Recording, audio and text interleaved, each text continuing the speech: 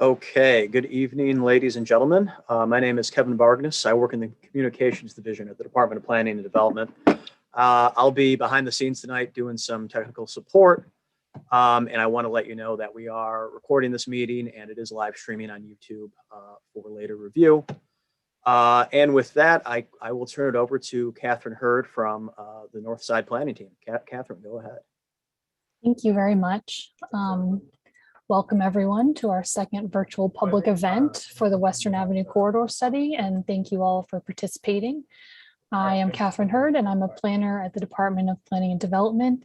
A few housekeeping things up front. Like Kevin said, this meeting is being recorded. It's also being live streamed on YouTube, and then the video will be linked on our website following the meeting. We will have interactive breakout groups for a large portion of the meeting, so the planning team will provide a quick overview at the beginning, and then we'll get into the discussion. The chat is disabled for this portion, and we'll save all of our comments and questions and ideas for the breakout groups. We do have Spanish translation available for everything except for the breakout groups, and we will be accepting written feedback in Spanish in either the chats of the breakout groups or via email at westernav@cityofchicago.org, and we'll go over that later too. So next slide, please. So today's meeting is to update you on the project and discuss the draft principles the planning team has developed in response to the analysis findings and the community feedback. We'll also get feedback on potential strategies to realize those principles and share the other opportunities for engagement with this visioning process. Next, please. This study is jointly led by the Chicago Department of Transportation, CDOT, and the Department of Planning and Development, DPD. The consultant team is led by SITE, and you'll get a chance to hear from them and the rest of their team, chat with them very shortly. Next. We are fortunate to have 4 wonderful aldermanic partners in the 47th, 40th, 50th, and 49th Ward, closely collaborating with us and providing us support through this effort. Next, please. As a quick refresher, we are envisioning the long-term future for a 5-mile stretch of Western Avenue between Addison as the southern boundary and Howard as the northern boundary. Next. The scope of this planning effort will be a document that describes our collective long-term vision for the corridor and a robust roadmap for how to get there. Next.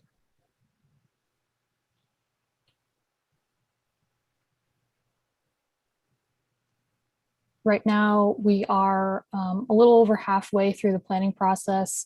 The input that we get here today will help guide the current phase into completion, which is developing the principles, strategies, and concepts, and then will launch us into the final phase, which will allow us to get into more specificity and focus on an implementation framework.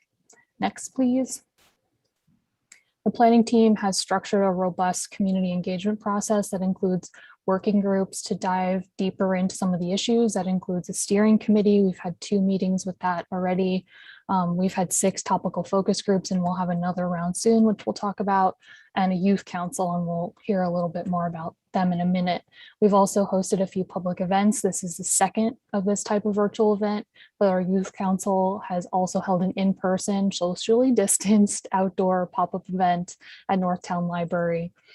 In addition, we've tried a large array of strategies to get the word out otherwise, so both physically through postcards, bus stop ads, flyers, as well as digitally through an interactive survey and social media, things like that. Next, please. And then now please enjoy this short video our youth council prepared. Western's very busy. Full of cars. Noisy. Desolate. Lonely. It's the longest street in Chicago. I've heard it's like one of the longest continuous running streets in the entire country, which is amazing. That's what I like about Western is just the number of people on it, the number of people living their lives. The 49th bus that goes all the way from the south side to here, so it's like super easy transportation. The best thing about Western? I say like the nature reserve. We love Warren Park. We were so excited that the library was built. There could always be improvements. It's a long street, and it really needs to depict what Chicago should represent. I never found really anything wrong or alarming about Western, just a few changes here and there. What I would like to see is more family-owned businesses, not so much chain businesses. A little bit greener, more welcoming. I just think there needs to be a little more pops of color. I truly think they need to fix the streets. You should be more open to the public and pedestrians. There's lots of like car facilities around Western. It's not very safe for bikes. It just lacks a lot of programming, you know? There's not a lot of color to the place. Honestly, I wouldn't want to hang out here. I know my brother suggested like a skate park, some things like that where people of all ages can go to have a good time. Because that's really what Western's about is, you know, that feeling of energy and vitality. And so sometimes when you see a lot of empty lots, it sort of takes away from that. Western needs to be improved, and it would be nice to have the people of Western doing that for themselves, you know? Right now, today, we're doing an event that we've been planning since November, I believe, and it involves a lot of youth who reside in or just go by Western a lot. So Territory is this really big group of teens who have come together, who work really hard to just bring up new creative solutions, how we can, as young people, fix it for the future or for other people who live in it now. And our mission is to make the street more welcoming and just more attractive for teenagers. I feel like it's important to help out my community that I live in and contribute to making the place where I live a better place. I want to see my city look different because I know that there's a lot of injustices here. You know what? This is my city. This is where I grew up. I want to make it better. I feel like it's only proper for us to have a voice in what we see, what we do, what we experience at Western.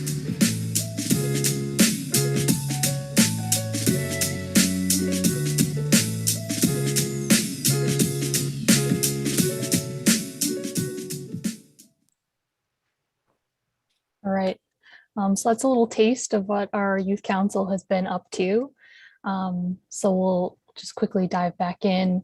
If you've been in any other meetings with us on this project, these principles will not be new to you, but they're important to remind everyone that these are the principles that we're all collectively agreeing to by participating in this process.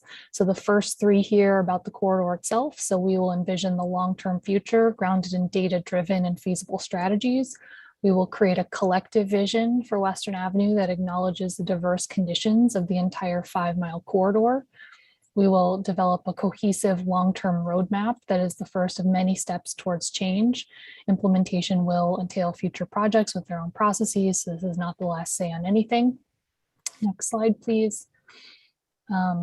The final three are about how we engage with one another. So we'll be transparent by sharing relevant information, ideas, and concerns with one another. We will seek inclusion by listening to as many voices as possible while embracing productive tensions and respectful disagreements. And we will communicate in good faith in a spirit of collaboration and mutual respect. And you will hear about these again as we get into our breakout groups. Next slide.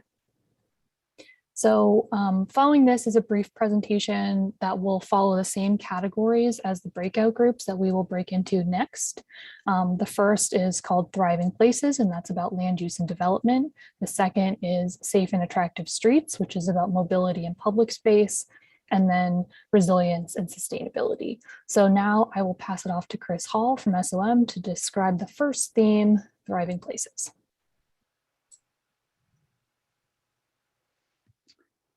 Okay, thanks, Catherine. So when we think about thriving places, the kinds of topics we're looking at are questions around land use. So what's going to happen where? Economic development, which is about business, retail, services, entrepreneurship, and jobs. And then development, which can be many things. It could be renovation of existing buildings, it could be reuse of existing buildings, it could be new development. But I think one of the really important things, and I just want to thank the Youth Council, you know, one of the really important things here is Thriving Places is about people. And we're really looking to understand how people use the corridor today and what are the opportunities that derive from how people use it and how they can use it in the future to really drive the vision. So I think through all of this, we may be talking about some development and kind of hardware elements, but at the center of this is a thriving place for people and the people who live in surrounding communities. Next. So there are three components. Sorry, can you go to the one before? So 3 components to thriving places that we'll be talking about. One is around vibrant neighborhoods. One is about the diversity of destinations. And then we'll be talking about corridor opportunities and what the nature of those opportunities may be. Next. So in terms of vibrant neighborhoods, one of the really interesting things about this corridor is has a significant population and also an incredibly diverse population. It is 5 miles long, so there are many kind of Chicago neighborhoods and sub-neighborhoods within this area. It has a substantial population. If it were on its own, it might be a 3rd or 4th biggest city in Illinois. But that population has been growing as well. And we've seen that over the last 20 years. So there's been consistent growth, which is really good news in a city where the population, frankly, has been stable for the last couple of decades. This is an area that is seeing growth and people have been moving to, and people who are long-term residents have decided to stay, raise families, raise next generations. So we've seen that growth. And that's an opportunity that we'll look at in the future because we can leverage that population growth into opportunities for new housing or rethinking or reimagining existing buildings and spaces as places for housing. And that population also supports the dynamic business character of parts of the corridor. Although it's interesting that the shape of the corridor with Rose Hill in the middle, which is a big gap in the fabric, and business parks and maybe some containment at the south with the river on one side and metro tracks on the other, means that we can't support kind of business and retail activity everywhere. But there is a strong residential population. It will grow, and that gives us a dynamic that we can work with. Next. And this is also a corridor with diverse destinations. Of course, it has Lincoln Square, which is a strong kind of retail and entertainment destination. Devon Avenue is a significant destination, but the cemetery is also a destination, for family gatherings, not just around funerals, but there are significant gatherings that happen around the year, around special events, Warner Park. And this is also a destination for car services. It has been for a long time. So significant religious and cultural institutions too. Next. And then there are a series of opportunities that we see in the future. Looking along the corridor, there are some vacant sites. There are also some sites that are largely used for car storage, whether it's taxi storage or for used car sales or part of the car industry. So those may be opportunities to see new uses over the next 5, 10, 15, or 20 years. At the same time, there are also a number of vacant buildings and vacant storefronts or vacant single-story buildings, all of which are kind of a result in some ways of relocation of businesses away from the corridor and into other forms, whether it's suburbs to malls to big box or other locations. And there are also competing locations to think about. So there are a number of opportunities we'll be looking at. Next. So in terms of thriving places, we have a series of principles we wanted to talk about. Next. So firstly, celebrate and enhance the corridor's unique assets. So where we have assets, we keep them, we strengthen them, we reinforce them. We also want to direct mixed-use development to the places where it can thrive. And those are where there's strong local population, you have transit service, you have intersecting streets. The places that thrive the most in Chicago are those that have multiple audiences, multiple customer bases. So these are places where we can steer residential, but also business, retail, cultural, and other services. And then in between those, looking for opportunities for new housing for the community, whether that's on available opportunity sites or within existing buildings. Next. And just to break these out a little bit, obviously there are significant kind of places of celebration and identification along the corridor. And we would like to take that lesson and apply it to other locations to reinforce the vision for the corridor. And a lot of that will relate to community and cultural districts. Next. And as we talked about, concentrating development into vibrant mixed-use hubs. So transit-rich locations are the best places to support more intense housing, high-density housing, retail, business, community, services, and culture. So where we've got transit, where we've got intersecting streets, where we've got a strong population base, those can support non-residential, other kinds of activities and create a really vibrant street scene and sense of place. Next. But between that, there are opportunities to support housing and some of the opportunity sites along the corridor, which may become available in the future, would be great places for housing. And those meet community needs, but they're also an opportunity to provide additional support for the retail and business space. We see housing on the street coming down to the ground, being on the ground floor, being on upper floors as well. As we see already on many sections of Western Avenue, there's actually there's housing and recently developed housing that works very well. So we'd like to see that in the future. Next. And then also thinking about the opportunities where there are existing buildings. So Chicago's got a long history of existing buildings being renovated, if their business uses being renovated, converted to residential, whether those are small manufacturing and service buildings or individual storefronts. So we'd like to explore that going forward as well. Next. There it is. Okay. So next slide. So I'm going to hand off to Stacy with Sam Schwartz.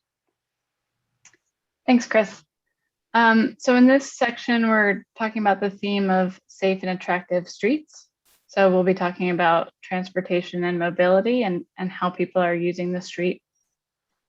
We'll be talking about our public spaces.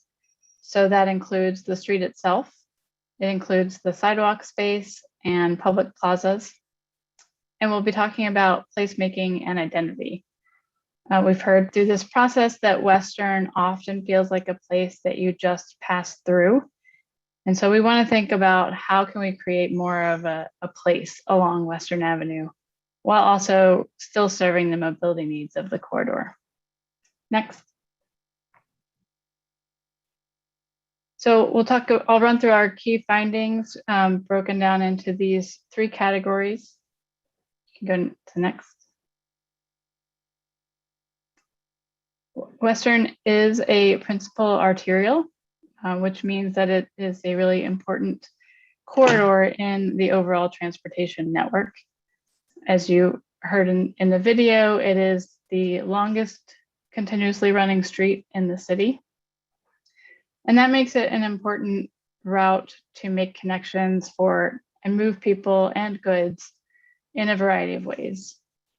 And so what we see out on Western today, we have over 30,000 vehicles per day using the street, and that includes 11% of those are trucks and freight traffic. There are also a lot of people moving through the corridor via transit, and the Route 49 bus is one of the most heavily used bus routes in the city. Western also serves the 49 Express and the 49B. And then in addition to that, you see there are 9 transit corridors that cross Western, in addition to, of course, the Western Brown Line station just south of Leland. So those become really important transfer sites as well. And so while we hear that we want to make Western friendlier for pedestrians and all users, we know that we have to balance that with the needs of Western as a transportation corridor. And then thinking about the other direction as well, we also see that Western can become quite a barrier and separate neighborhoods that Chris mentioned and make divisions within neighborhoods. And you see a lot of that sentiment reflected in these quotes from the public. Next.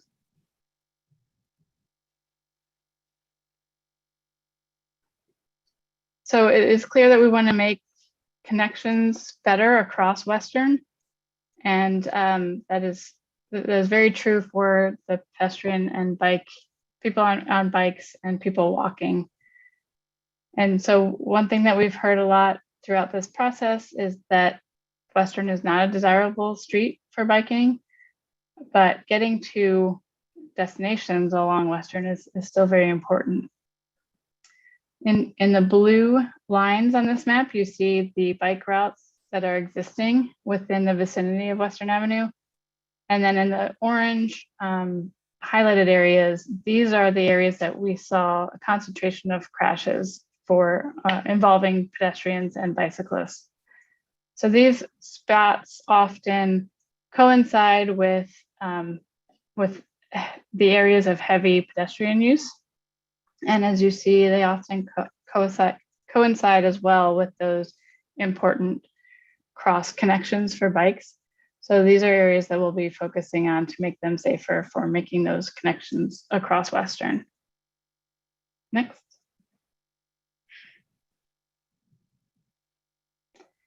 Getting into the public realm, what we mean by that is the space between the curb and the private property adjacent to the right-of-way. The realm along the corridor, this is a 5-mile stretch, so it does vary, and it doesn't always correlate appropriately with the level of pedestrian activity that we see and the transit ridership and the land use. So we'll be looking to make that streetscape more consistent and find places where there are opportunities to improve the pedestrian realm, improve the amount of tree coverage that we see that is also inconsistent along the corridor. And in part, that's due to the different widths that we have available to us. As you see in the middle here, this narrow icon, there's the very narrow pedestrian width and pedestrian realm, and that results in very little tree coverage, if any.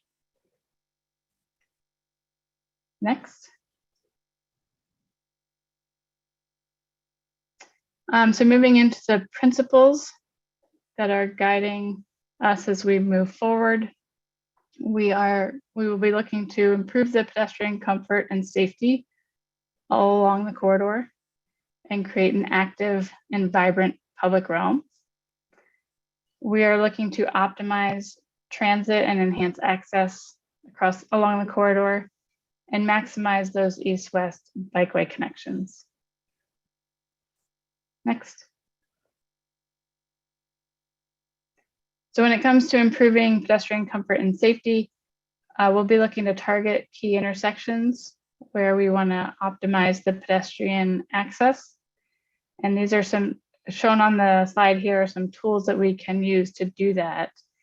And we're going to be looking to opportunities such as places where we can strategically reduce the roadway width to find space for curb bump outs, whether that's actually narrowing the roadway and the lane widths, or taking over some parking spaces or interstitial spaces to add in these pedestrian enhancements.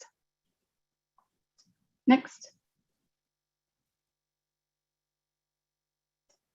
Again, to create this active and vibrant public realm, we'll be looking to use a number of different strategies, including some that I just mentioned, where we might be able to strategically change the width of the street. But we'll also be looking to the private spaces and finding opportunities to encourage building setbacks where we can create pocket plazas or create these kind of pocket plazas along the side streets as well. Those are all options and strategies that we'll be looking into. Next. And when it comes to optimizing transit and enhancing access along the corridor, again, you see some examples on the screen here where we might be able to do bus bulbs or bus only lanes, whether that is for short segments or for longer segments, to optimize the transit service as well as the access to transit along the corridor. And we'll be looking to really modernize the Western corridor and strategically place dedicated pickup drop-off zones and loading zones and just make the curbside more efficient so that we can better use the space. Next. And to optimize the east-west bikeway connections, we'll be looking to strategies including intersection markings, signage and wayfinding, and better connect Western Avenue to destinations both along the corridor as well as just off the corridor, such as the river and nearby destinations.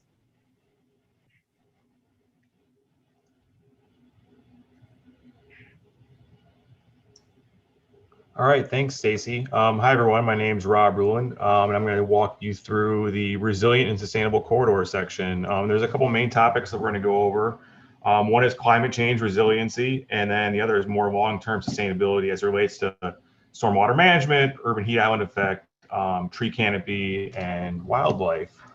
So with that, we have three categories of our key findings we all want to review with you all tonight, and that relates to urban tree canopy, stormwater management, and then urban heat islands. So when we look at the urban tree canopy, some of our key findings is, despite having such large open spaces across the majority of the corridor, we really actually have very low canopy coverage. And I'm sure most of you all see that when your daily travels up and down the corridor, it's about 22%. And this really helps to, or maybe not helps, but it contributes to poor air quality ratings north of Peterson. And, a lot of this, there have been some improvements that have recently been trying to mitigate this. I know there's been some new trees that have been put in with tree grates, but there can always be more that is done.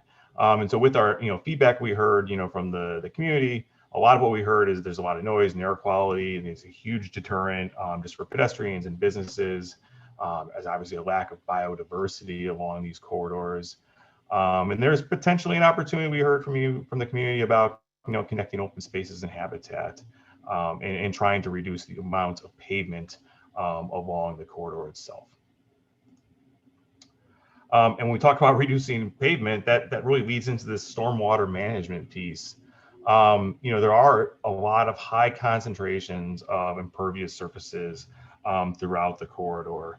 There are some great opportunities with open spaces to help mitigate that, whether it's at Roseville Cemetery, West Ridge neighborhoods, which I think have some very promising potential.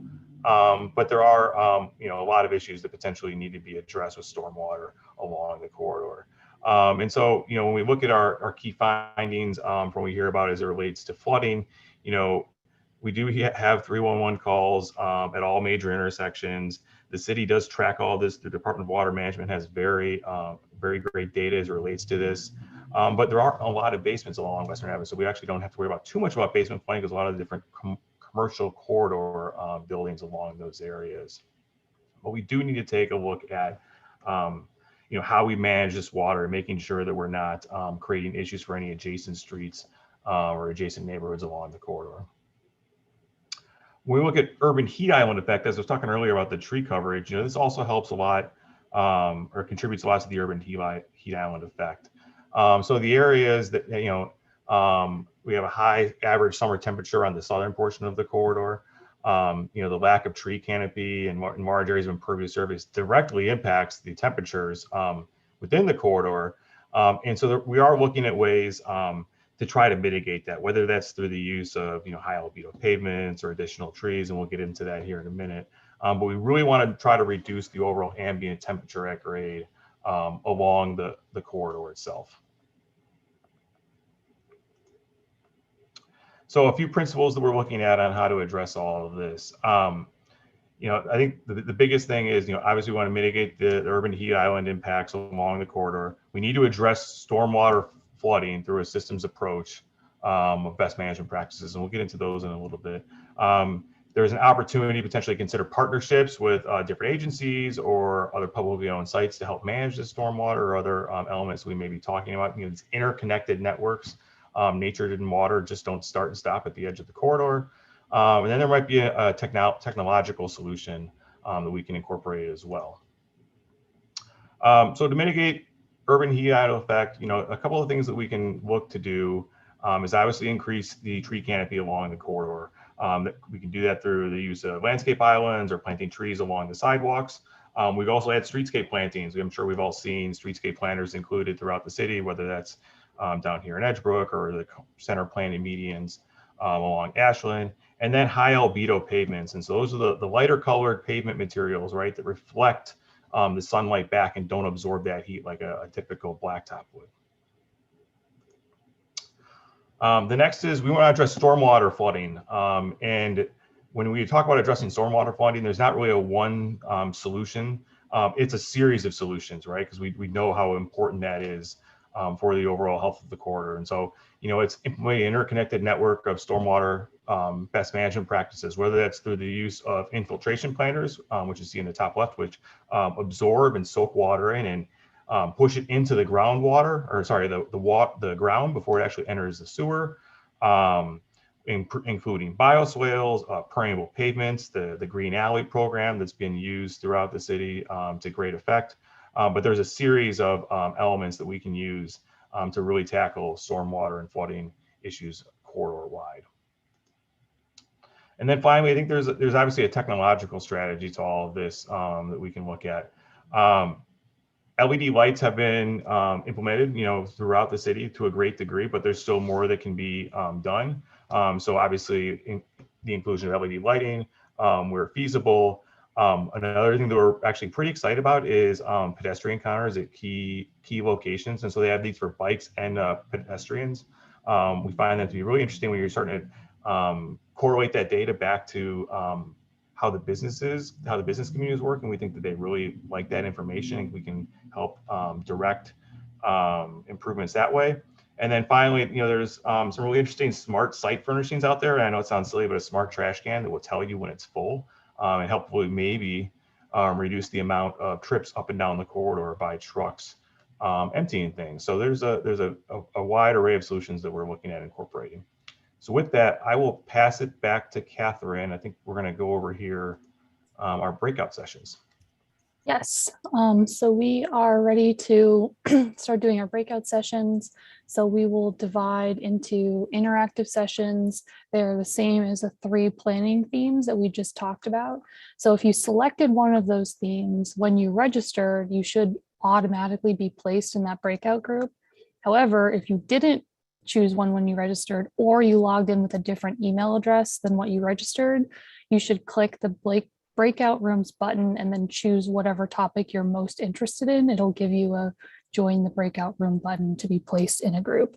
So we're going to do this for 35 minutes, and then at 7:10 we will reconvene and share out some of our themes.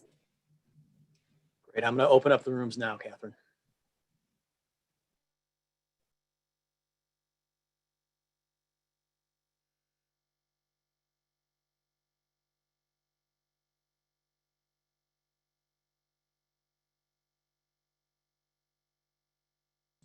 Stacy, where are you supposed to be?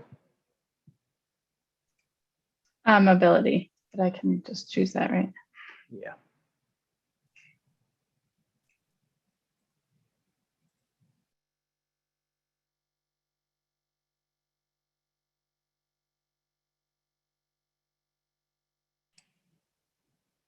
Hey, Kevin. Yes. Do I need to select a breakout room, or will you send? You're in sustainability, right? Yes. Okay, I'm going to send you there. Thank you. Yes, so again, to anybody still in the main room here, if you hit the breakout room button at the bottom of your screen, you can select that. If you don't see it, go ahead and unmute yourself and let me know that, and I can try to assign you one. Yes, I would like the first topic. Land use and development? Yep. Okay, Jan, I will send you over there now. Thank you. Would you mind sending me there as well? Sorry, I'm on my phone and I don't see a... Yeah, Ellie? Yes. Land use and development. Done. I'll go there too, please. I'm Rod Romani. Hey, Rod. Okay, sure. Thank you. Hi, this is Tiffany Prince. Can you put me in the one that was more about the bikes and pedestrians? I think that was the second group. Yeah, mobility and public space. Yep.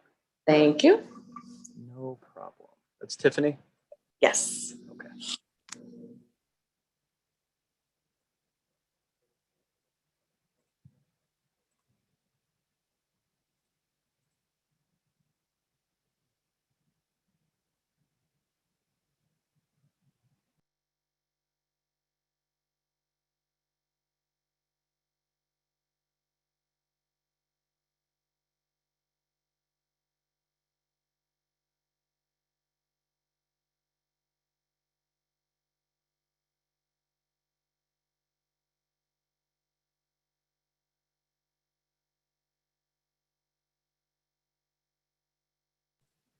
And it looks like we have just a few more in the general room here. Again, if you want to unmute yourself and let me know what breakout room you'd like to join, I can send you there.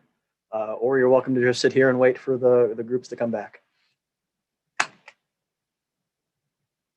They will be in there for another 37 minutes. So you know that as well, Neliana, our interpreter.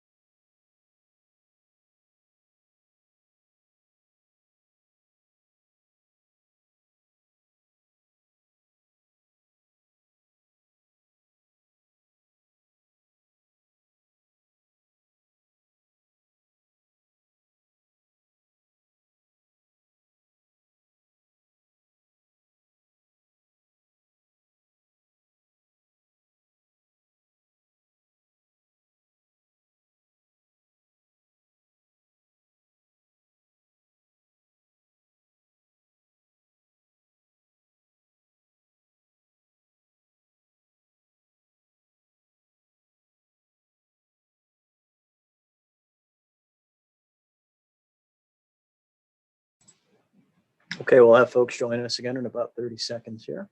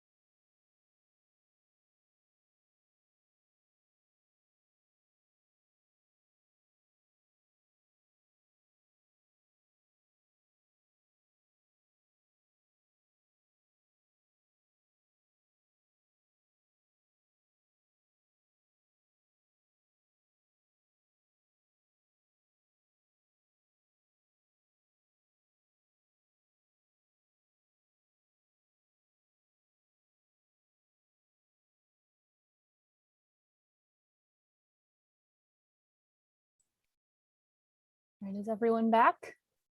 I think so. Okay, welcome back, everybody. So if the lead facilitators for each group could just give a very brief high-level overview of the themes or anything particularly surprising that came out of the discussion. And everyone, please also note that these breakout groups were individually recorded, so you'll have an opportunity to check up on what the other discussions were if you check out our website later. So you're not missing out. But Chris, do you want to handle the land use and development discussion? Just 2-minute overview. You're muted, Chris. Thanks. Thanks. Can you hear me now? Yeah. So we had some really great conversation and you know, some really careful and thoughtful input. So on the big ideas, I think there was general support for concentrating mixed-use development within hubs, but also some interesting comments on, you know, what's the appropriate scale and that it's got to be sensitive to the different locations. This is 5 miles, everywhere is different. So let's be sensitive to what the context is and have a scale and design a mix of uses that are responsive. There was also general support for the idea of kind of housing in between those hubs. But again, like, you know, interesting comments that it won't be the same everywhere. It has to be responsive to local conditions, local heights, other types of uses, community needs. And also commentary that we need a mix of housing types. And so we need affordable housing and market housing. We need apartments, we need condos, we need rental for senior. And I think that's really interesting, that kind of diversity of housing types that people want to see. What our ideas about renovating some of the vacant retail buildings or commercial buildings, again, you know, it was kind of like in the right place, but that may not work everywhere. And there may need to be some scaling up of interventions in some of the locations where there are significant retail vacancies. Other headlines, it's not just about development, public realm is really important.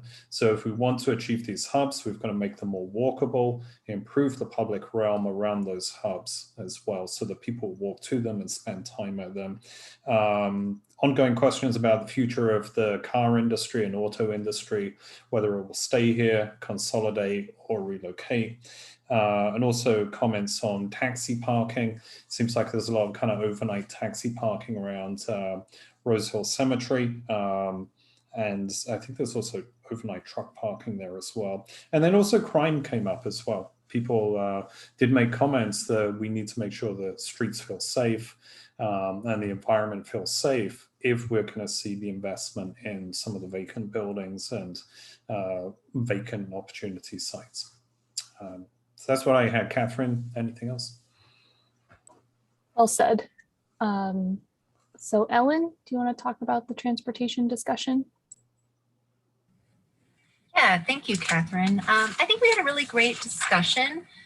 Generally, the majority of people wanted to prioritize improving pedestrian comfort and safety. Kind of that came out as our top theme. But many other items were highlighted as well. We talked a little bit about the need to improve biking connections, the difficulty of making those east-west connections across Western was discussed. That's a very big barrier for anyone trying to cycle in the area right now. For some of the amenities that we discussed, everyone seems to really want to see more green along Western, a little more plantings, more trees, things like that to kind of just break up some of the bleakness that's out there today. In addition, we also talked a little bit about what safety improvements we could touch on, doing curb extensions and things like that that would ease crossings for pedestrians, particularly anyone with children or elderly people or anyone with mobility issues so that they would be able to more easily cross Western Avenue. We discussed the potential for parking removal to accommodate some flex lanes. That was somewhat well received, though it was noted that, you know, parking can be very critical for a lot of these small businesses along the corridor. So we need to be mindful of that as well. Stacy or Paula, is there anything else you want to touch on with this?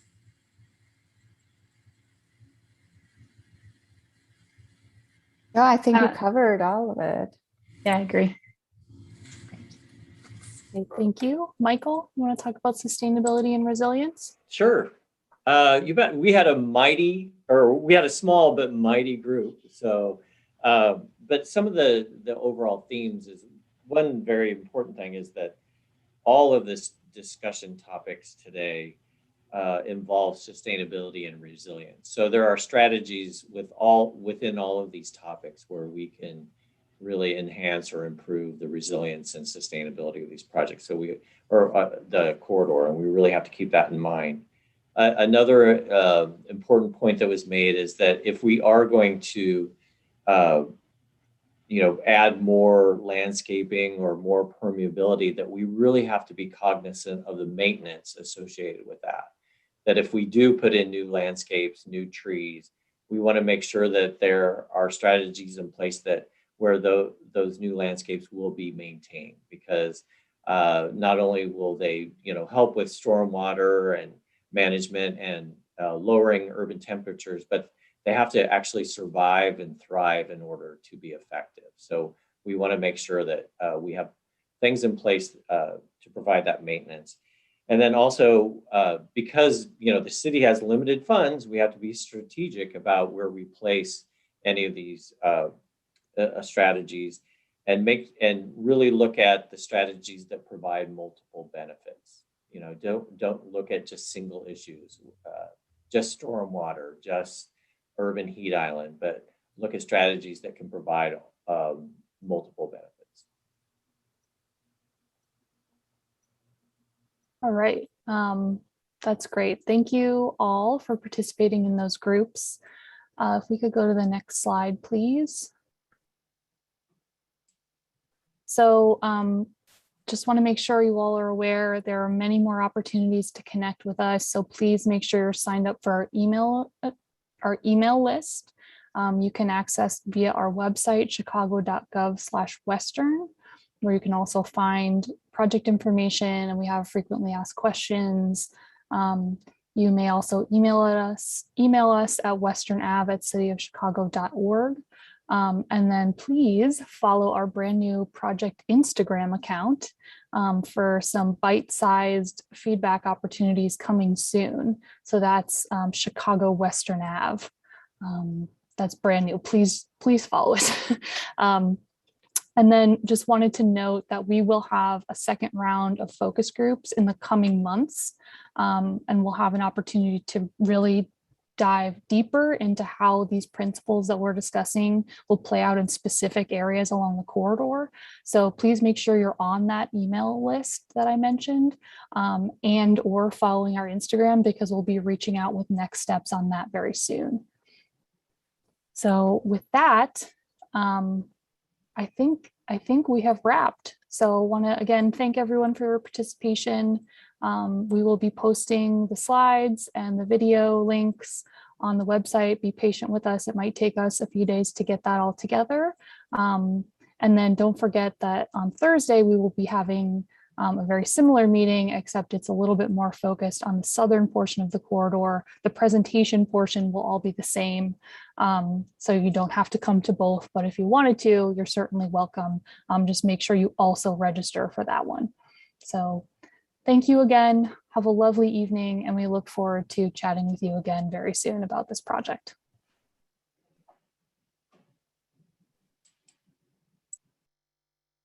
Thank you.